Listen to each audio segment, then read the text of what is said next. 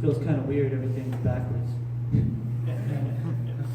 Alright, well, tonight, as Bryce said, our theme for this evening is basically the creation story. And so tonight I'll go over the creation story. So, try to imagine just this void of just nothingness, absolute nothingness, and just not darkness, not light, just nothing, just a void, emptiness. And there's God. God who was, is, always will be.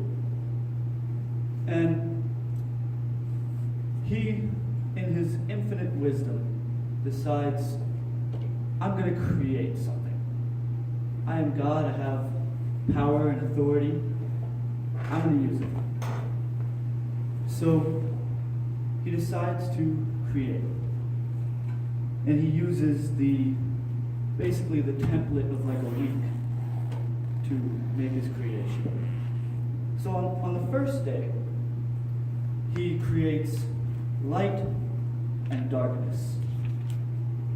Basically the aspect of time, almost creating the day.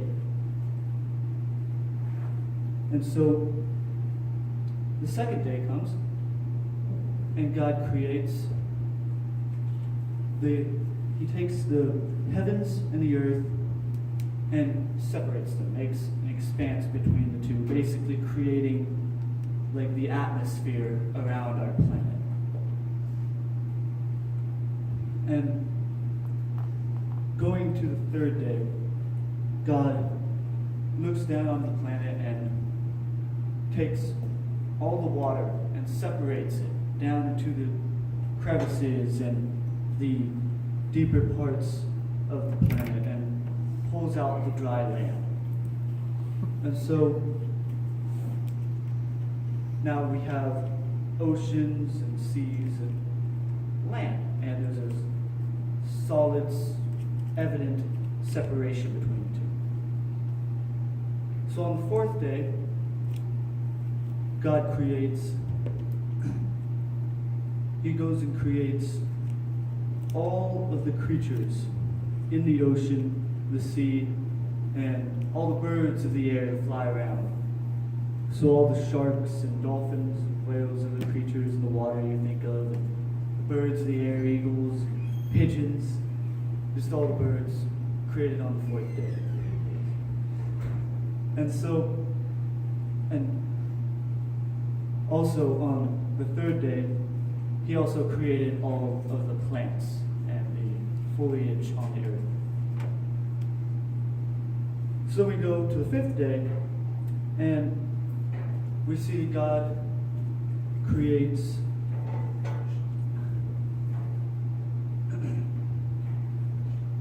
He creates the sun, moon, and the stars. He makes the light for the planet. And so we get to the sixth day that is the more focused upon one. And He creates all the animals that are on the land. All the animals you think of, dogs and elephants and giraffes. All the mammals and reptiles that crawl around on the land. And then He says, let us create man in our own image. So He scoops up a pile of dirt, forms it into Adam, and breathes life into it. He names him Adam and puts him in the Garden of Eden. Says, this is where you live, this is what you do, you keep the garden and live with me. And then on the seventh day, God looks at His creation and sees it, and He thinks, this is good. He is happy with what He has created. So He decides to rest, and He blesses the seventh day, making it holy as the Sabbath. And so, after the creation week, Adam is in the garden, and God realizes that he is alone in the garden. Besides for God, he is alone. So God sends all the animals to go to Adam to find him a helper, somebody to help him keep the garden and to live with.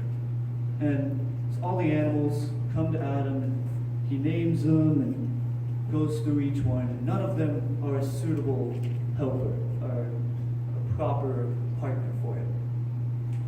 And so God decides to put Adam into a deep sleep, and he removes one of Adam's ribs and uses that and other dust to create woman, to be the partner and helper for Adam.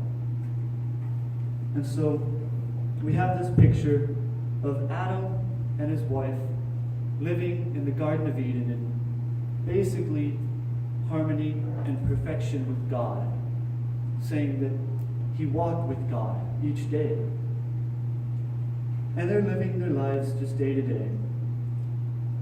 Well, the most cunning and slippery of all the creatures that God has created, the serpent, is in the garden. And he comes up to the woman and he asks her, is there, you guys are in charge here, you guys keep the garden, is there any plant that you guys can't eat from, you guys, are supposed to stay away from?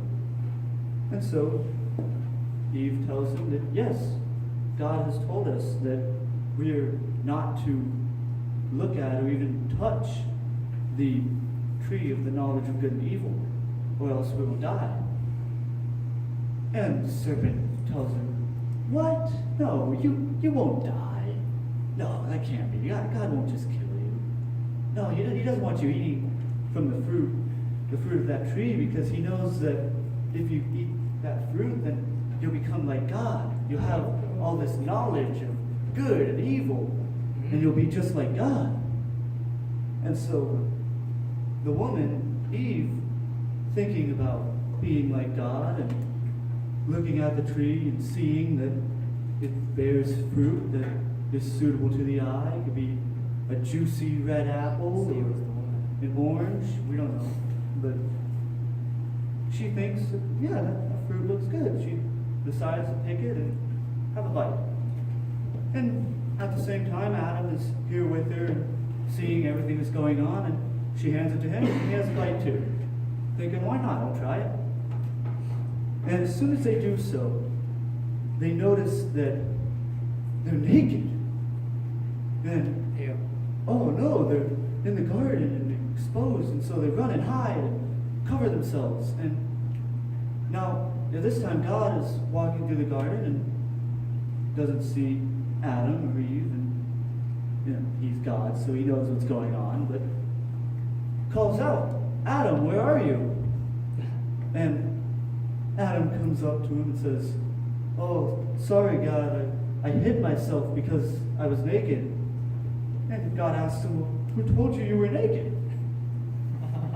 And so Adam immediately says, oh, this woman that you have given to me, she gave me a piece of the fruit and I had a bite.